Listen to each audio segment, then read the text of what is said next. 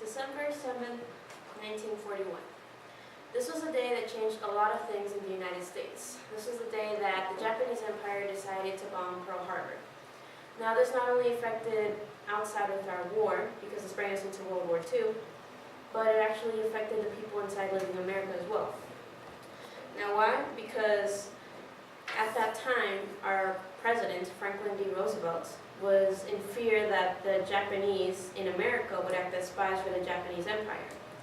So, because of that, he decided to pass Executive Order 9066, which basically said we're going to take anyone of Japanese descent, whether it's a U.S. citizen or maybe a Japanese illegal, and we're going to take them into internment camps where they'd be constantly under surveillance with U.S. troops.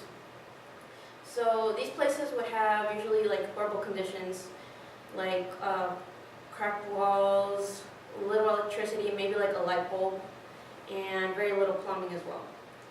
So these were horrible conditions, and the thing is that not everyone of Japanese descent decided to follow the rules and go along with the internment. Especially this guy, and his name is Fred Korematsu. So he decided to, instead of going along with everyone into the internment camps, he decided to get plastic surgery and alter his face to look less Asian and then claim to be Mexican American. That lasted for a little bit, but eventually they caught him.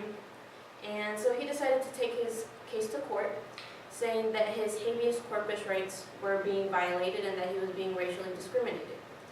Well, they said that under a time of war, national security was more important than his personal rights. But apparently, a government official in that court case decided to exclude evidence that would have proven that the Japanese were no viable threat to the United States. So he took his case to the Supreme Court. And in a 6-3 decision, the Supreme Court decided that they would agree with the previous court, saying that still national security is more important at a time of war. But this time, there was a disagreement because it was a 6-3 decision, and one of the people that disagreed, one of the justices that disagreed, was Justice Frank Murphy.